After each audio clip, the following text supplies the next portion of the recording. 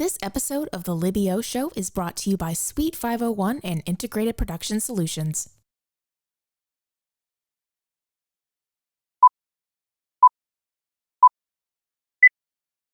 Libby, oh, oh, Libby, oh, Libby, oh, oh, oh.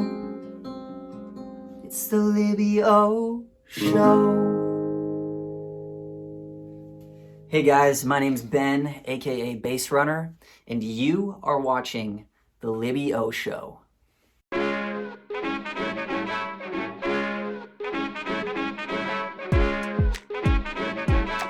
How did she do it? Do it. Do it. Do it.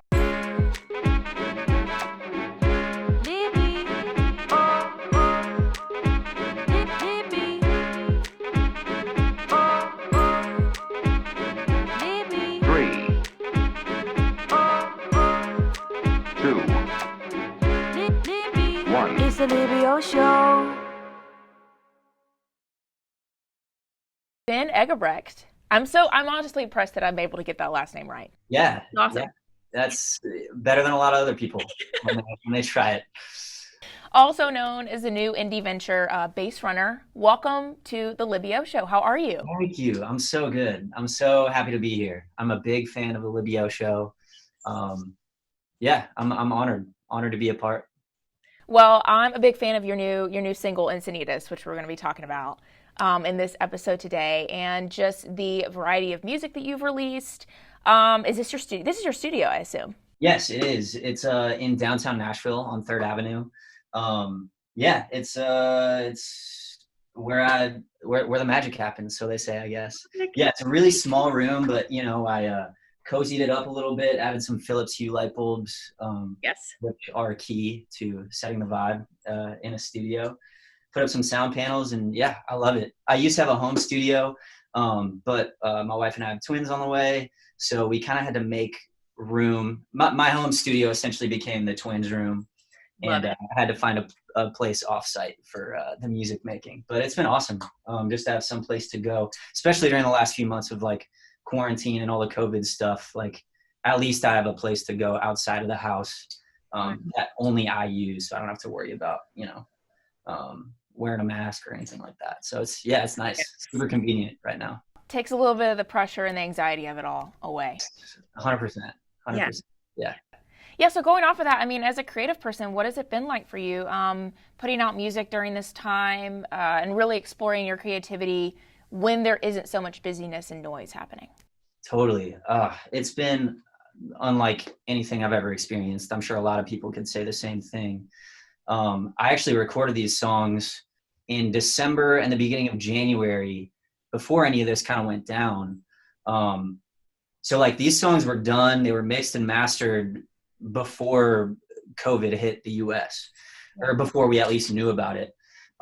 So honestly, I just wanted to kind of stick with the release plan, regardless of not being able to play a show or tour or anything, despite the fact that I love playing shows. I mean, that's kind of the reason that I got into music in the first place. Yeah. So that's definitely a bummer, but I think especially the state of the world that we're in right now, I think we need music and art more than ever. We need to be sharing and creating and uplifting other people, and that's what I hope to do with this project, and I've always kind of hoped to do, but I think now especially with just all the emotions of like sitting at home and things like that, it's important to just kind of like do as much as you still can, even if you can't do things like play a show. Yeah.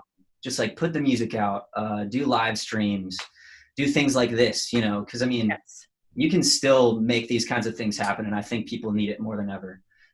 So I guess going back to your question, I recorded these in December, January, and I decided to stick with my release plan. So I released Encinitas a few weeks ago, and I've got another single coming on June 26th, and then another one to follow that up in July on a date, TBD. So I'm excited. What inspired first the name BASERNNR? Yeah, picking a band name or an artist name is very, very difficult, especially now that there Lord knows how many artists out there with different names. I mean, it's hard to like not pick the same name as somebody else. You worry about like trademarks, copyrights, things like that. So, I mean, I went through a ton of different iterations of different names all across the board. And I wanted something that kind of, I don't know, that meant something to me, even if it wasn't that apparent. I've always been a huge baseball fan. I grew up playing baseball. It was my life growing up, pretty much until college. When I really got into the music thing, I always wanted to be a pro baseball player. Not built to be one, so that's why I ended up going the music route. But yeah, I kind of just went through a bunch of different names that were associated with baseball because I thought it'd be cool. And BASERNNR just kind of had a cool ring to it. And I, like many other artists of our generation, dropped a couple of the vowels to add a little to add a little bit of an edge. Yeah. Also to just not have the same name as. I think that's the reason a lot of people do that now too, is just to differentiate themselves. And like picking BASERNNR allowed me to like own my own website domain, and I have like the Instagram handle, like everything across the board. So that makes a huge difference as well. So that's kind of the story of the name. For sure. And I can't remember where I heard this or read this, but I feel like we're built as humans to kind of want to figure out puzzles, figure out the holes in things. So I think that probably lends itself to your band name. People are like, it makes people think and pay attention. So yeah, totally. There have been a couple of people who say like, how do you pronounce that? And I'm like, dang it. Like I thought it wasn't going to be that hard, but I think people get a hang of it pretty quick. So, yes. So before we get into that song and, your variety of indie ventures that you've pursued, when you started out in music, did you want to be an artist, or have you always produced your own stuff? Like, what did that look like before you decided, okay, I'm going to start my Red and Blue and then obviously BASERNNR? Yeah, I always wanted to be an artist, and honestly, like nothing else. I grew up in Milwaukee, Wisconsin, where there definitely is a music scene. Got a lot of great venues in Milwaukee. A lot of major tours go through Milwaukee. We have Summerfest, which I grew up going to, which I have amazing memories from. But I really, in my circle of friends and like at my schools and everything growing up, I never really had anyone to look up to in terms of like music production. Mm-hmm. I never knew anybody who had a studio or who even used something as simple as like GarageBand. So like I took guitar lessons at this cool little boutique guitar store in Milwaukee. And the only thing I knew about in the music world were like guitars and piano. I took piano lessons for a few years when I was a kid. And then I bought I don't even know. I think I just probably didn't have a computer at the time. So I bought like a digital 8-track recorder from, I don't know, like Guitar Center or something. And so that's how I like learned or taught myself how to record my own songs. Cause even at that point, like I wasn't doing it to produce, I was doing it to be an artist and write songs and be able to put them out. So yeah, I just would like overdub my awful sounding electric guitar and like it was, but I say that and I don't mean to like demean doing that or figuring it out on my own, because if it weren't for that, I wouldn't have learned. Yeah. And I have a lot of respect for people who do teach themselves, especially when they don't have certain mentors or resources and like where they're growing up. But yeah, that being said, I just kind of taught myself along the way. I eventually got Logic, I think, as like a senior in high school when I got a laptop, because I knew I was going to college and needed a laptop. So yeah, I kind of dabbled in that world a little bit. But like I said, I've always wanted to be an artist. So it was never my production became my entryway into being an artist. It was always the opposite. And then when I moved to Nashville to go to Belmont, I met all these people who were like way, way, way, way, way better than me at production.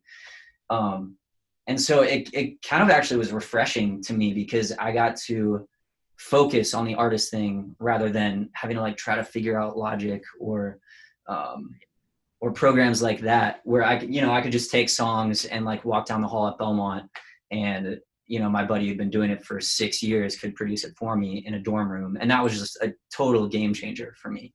So I could focus so much more on, that's around the time when I started My Red and Blue. So I could focus more on the artist thing and the branding and kind of leave the production up to producers. So yeah. And knowing, kind of still having that experience yourself, even, using tools that, weren't necessarily utilizing a laptop, you were able to experiment and know, like, okay, this is what kind of time and effort it's going to take for a producer to work with me. So yeah.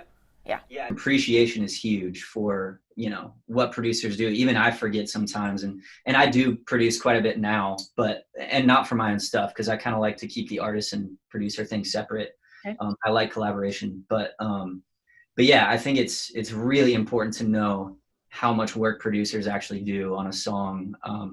I know I've taken it for granted in the past. But yeah, when I'm put in charge of like producing a song, I'm like, oh my goodness, like like sitting in a dark room for like 2 or 3 days, like it's fun. Don't get me wrong, but like, man, producers, like real producers, are beasts at what they do. I have so much respect for them. My Red and Blue, it led you to be able to tour with Parachute, who I saw in concert one time at the Ryman. I think it was a Matt Carney concert. Yep, I was there. So good, right? With, I think Judah and the Lion played that as well, didn't they? I think. Were they first of 3? It was. I think they were the first band, and then Parachute, and then Matt Carney. And then Matt. Oh man, what a lineup though! Those 3 bands are like, incredible. Yeah. They know. Jon McLaughlin, Matt Wertz, Great Big World. And so talk about, what it was like working up to that level, being able to tour with these people, and then maybe some things that you learned from not only Parachute, who's signed, but a couple of these different artists who are independent and who have, been able to expand their careers to a level where they can operate as independent artists. Yeah. It was a grind.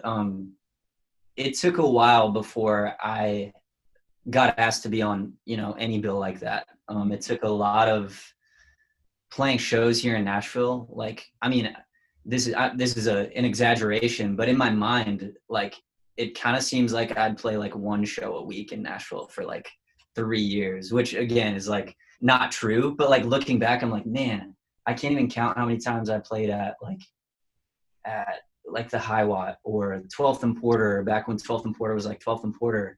Yes. And the End, like playing at the End at literally, I think one night I had a show, we were like slotted to go on at the End at like 10 p.m. and we didn't go on till like 2 a.m. or something. And there were like 3 people there, But those were honestly like the best times with my best friends, like playing music. And that's kind of what it was all about for us. But it took a lot of that, a lot of hard work, a lot of, networking. I don't like to use that word, right. Networking a lot, but it just sounds so cheesy. It can sound really cheesy more than. Yeah. And I think it's less like networking and more like making like genuine friends, or at least that's how I like to approach it. And obviously like it's natural to want to like impress certain people in a room, or if somebody like has something that they could help give to you or something, like obviously like it's hard as like somebody who's pursuing something to take that out of your head. But it really is about like, I think what I found is like, it's great to ask people for something because, ask and it shall be given. But, you're never going to get a yes if you never ask. But at the same time, I think like cultivating real relationships has led me to the most opportunities in music, and being patient, I think. I have a huge, I have trouble with patience sometimes, as I think a lot of artists do, because they just want to see things happen. Like I just visualize something and want to see it happen, like going on a certain tour or whatever. But like one example is like when Will from Parachute like called me to ask me to go on the road with them. It was like, I was elated. Like I couldn't stop like pacing outside. I was like, oh man, I was so excited. But that came from like a lot of hard work, and I didn't I didn't want to look past like everything that had led up to that. Like it didn't just happen overnight. Obviously, I mean, nothing does, even though sometimes it seems that way.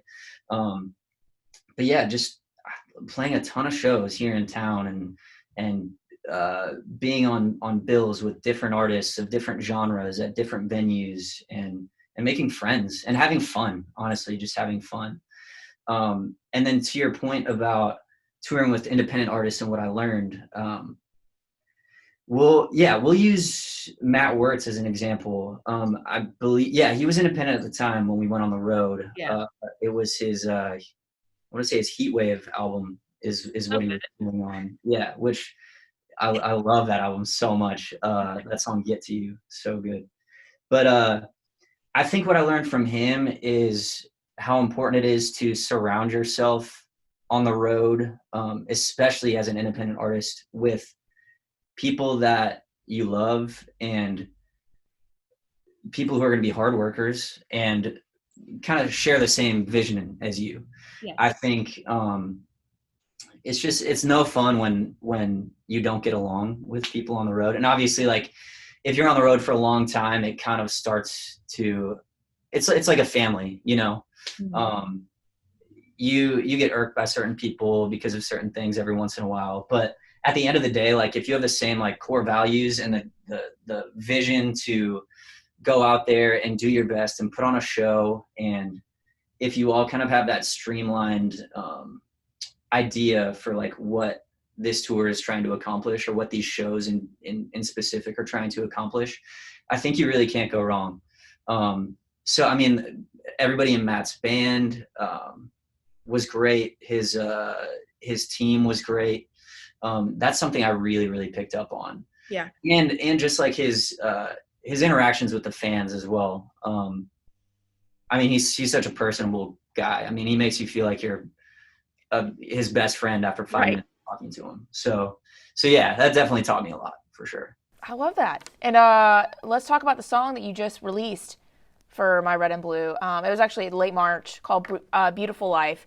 And you were talking about earlier how a lot of these were written, before all of this happened. But as I was listening to the lyrics of that song, there's so much about that song that I think, resonates with people and how they feel and like what it means to try to find the positivity in what we're living through.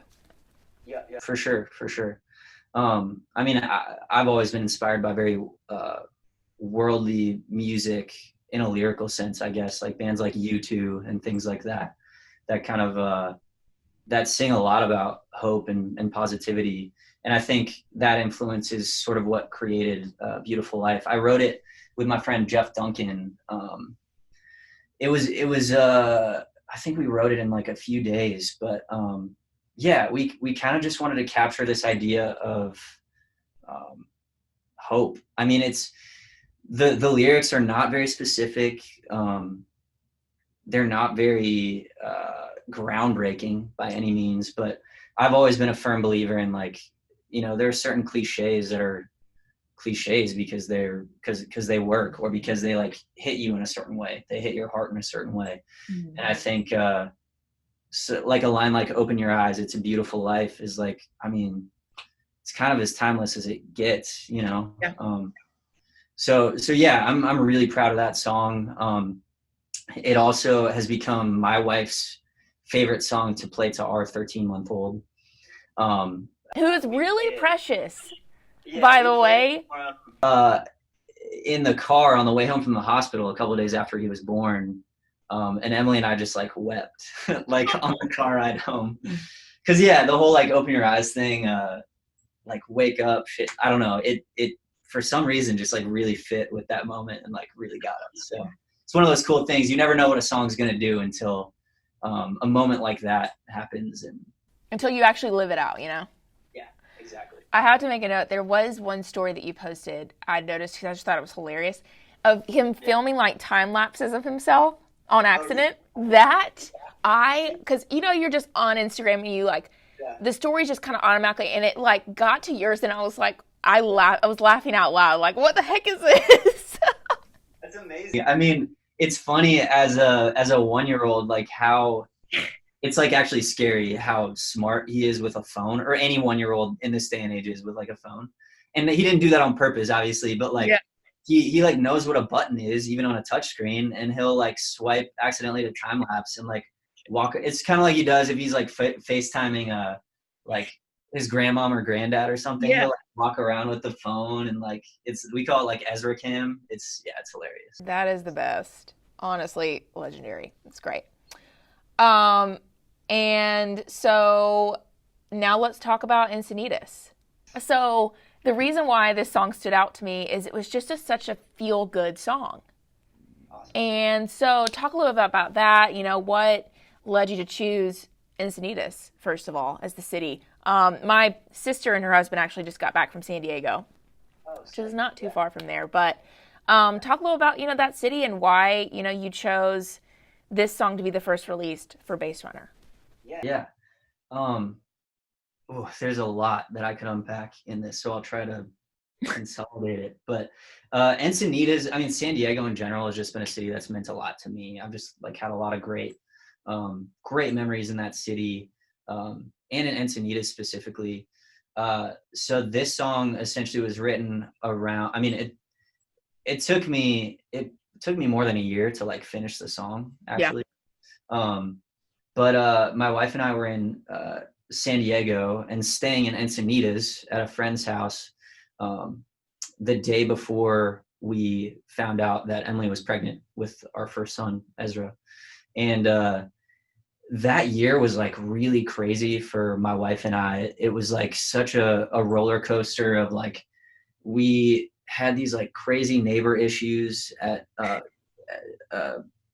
next door to this house that we had bought like less than a year ago, that essentially like forced us out of that house and into buying another house and trying to sell that one.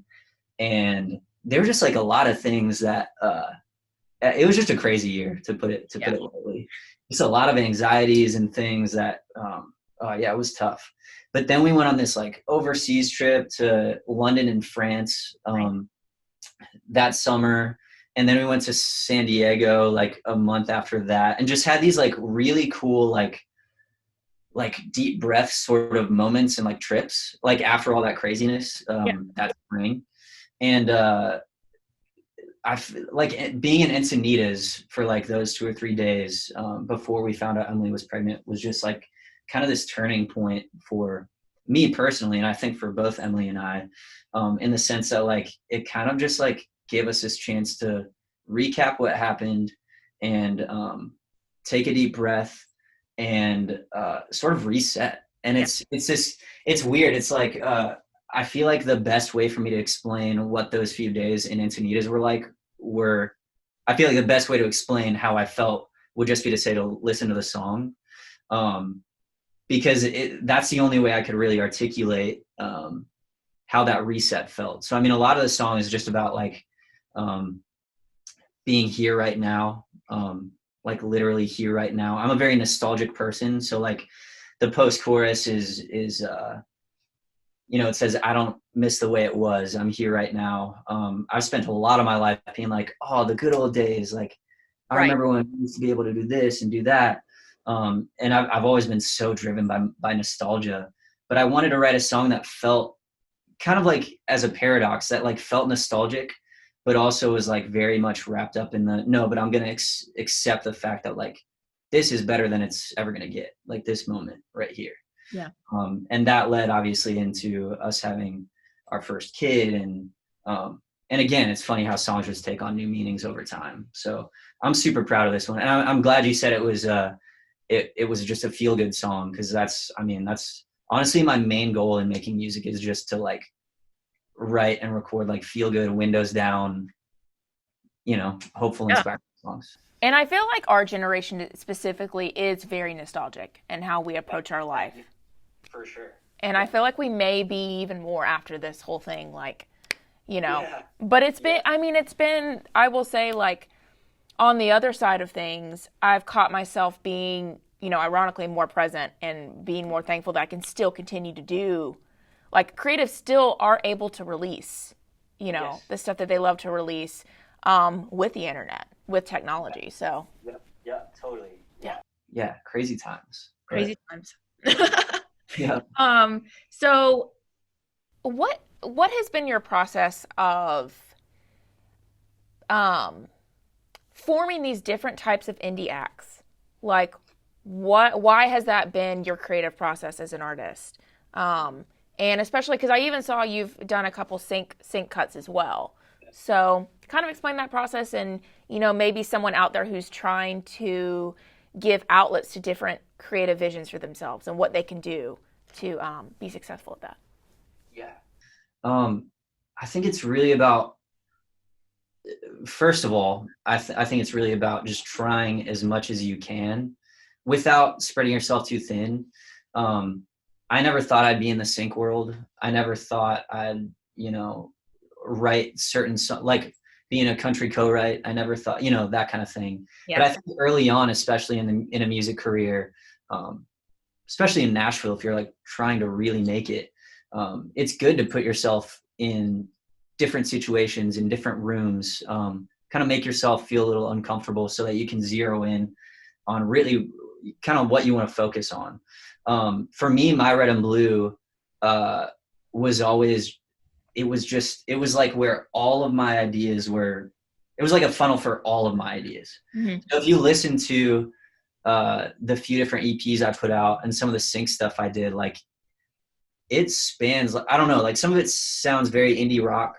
Some of it sounds very pop. Some of it sounds very sync, very clean, very crisp. Some of it more organic.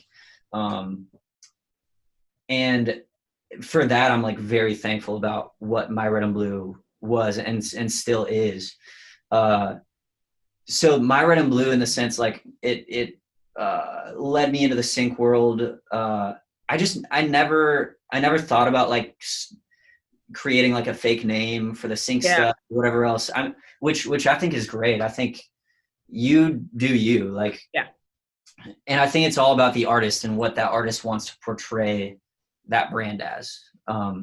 Is it going to be like very focused, which is great, or is it going to be more broad? And for me, for years, My Red and Blue was just more broad.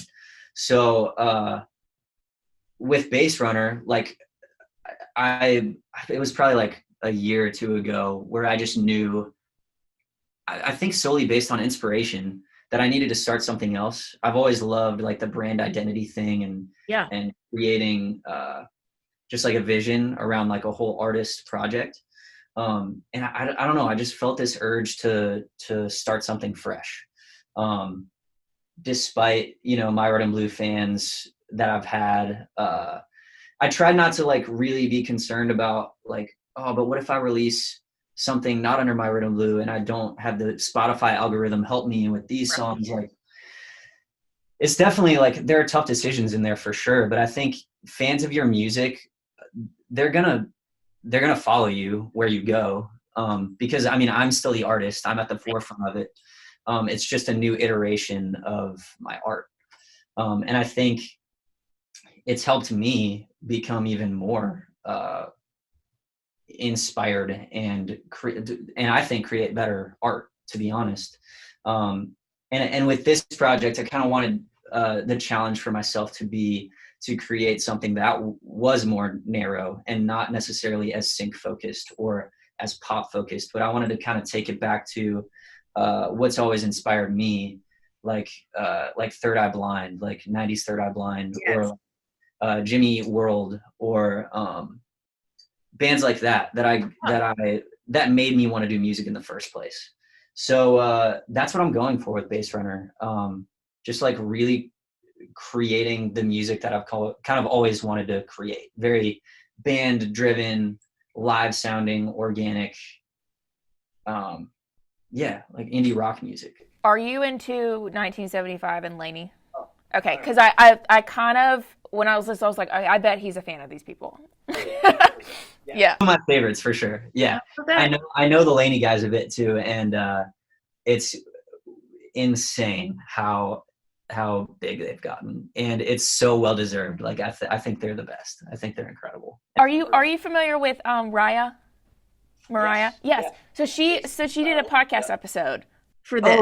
Sick. That's amazing. Cool. I didn't know that. She's so cool, and I talked to her actually late last year about everything, but it's just real. I mean, A, it's so cool how like small music industry is, and two, I mean they're incredible. So like, what's your favorite song of theirs, Lainey? Oh my goodness.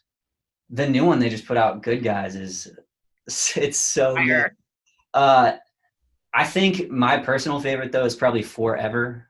It was like on one of their EPs like a while back. I don't even know if it's on one of their full lengths, but it's great. It's got like kind of like an 80s vibe, I mean, they like nail the nostalgic 80s thing it's just like great pop music. It's great pop music. I know that some people are like, I have some friends that are like super like 90s is the best and they're not about 80s.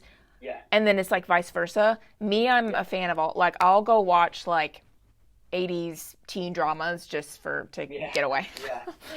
Yeah. I think Lainey and I think the 1975, they like mesh those two decades together so well. And even like the 2000s vibe, like I don't know, they'd taken like the past 3 or 4 decades of like what was great about music, and they're doing so many cool things with it. Yeah, it's great, and kind of creating their own thing too at the same time. So yes, so good. And and you're going to be releasing some new songs for your project soon. You said June 26th.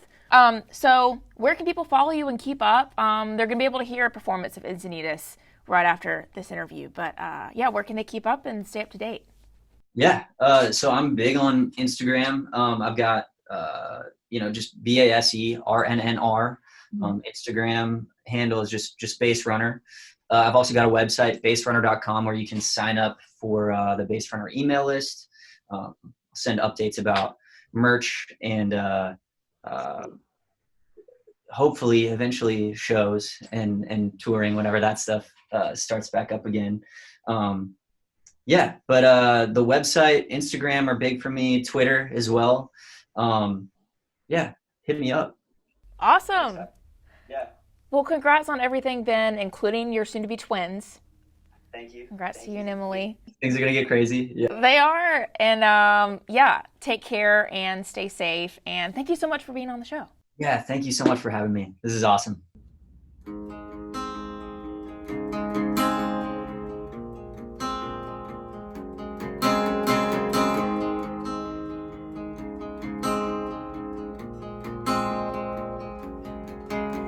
I'll leave Encinitas, just give me a moment to open the windows and breathe in the ocean. Finally feel myself. You say you see it too, and you'll never guess what we'll know by the morning. I'm alright if we move real slow. Take our time, let the neon glow. I'll be fine if we lose control. It's easier to let it go. I don't miss the way it was. I'm here right now. I don't even miss the way it was. I'm here right now. I used to believe life would look like a movie, shot for shot. Rather have what I got than imaginary stories. Finally feel myself. You say you see it too. I'm trying to rest, but I can't wait for the morning. I'm alright if we move real slow. Take our time, let the neon glow. I'll be fine if we lose control. It's easier to let it go. I don't miss the way it was. I'm here right now. I don't even miss the way it was. I'm here right now.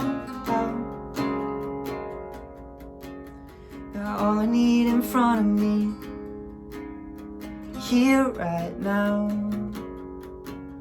Got all I need in front of me, here right now. Got all I need in front of me, here right now. Got all I need in front of me, all I need in front of me, here right now.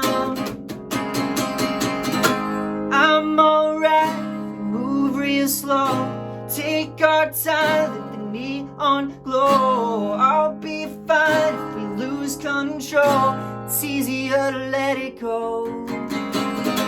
I'm alright if we move real slow, take our time, let the neon glow. I'll be fine if we lose control, it's easier to let it go. 'Cause I don't miss the way it was, I'm here right now.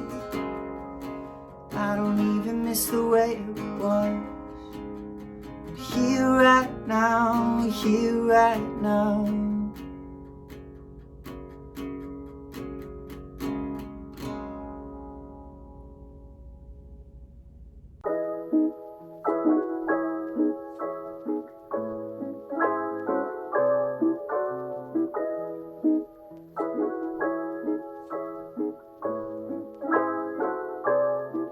It's the Libya Show.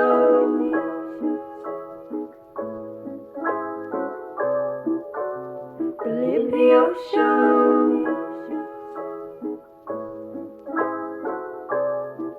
It's the Libya Show.